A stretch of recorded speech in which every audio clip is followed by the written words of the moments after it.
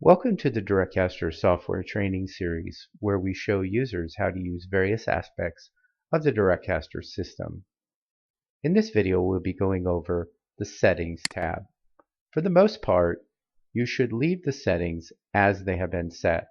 However, there are a couple of items that you can change. The web admin title, for instance Demo Channel, goes here. Replacing this will replace what goes in this area. The web admin description goes here. The channel ID is something that should never be changed. This is key and critical to your system. The channel ID should always be left as is. You can't change the title of your login area. However, this is usually not recommended. You can also change the theme from default to one of these other theme colors. For instance, let's choose red. If we change that, we would notice that the theme now changes to red.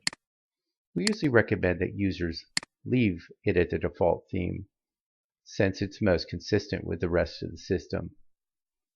There is also a Vimeo access token. If you are importing videos from Vimeo, you will notice an access token here. Once again, do not change this access token.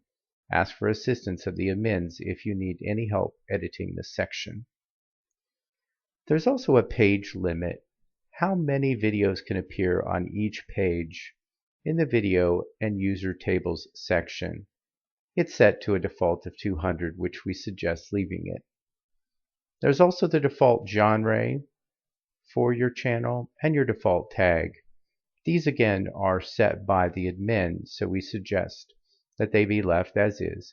If you need to help with changing any of these, please contact us for support.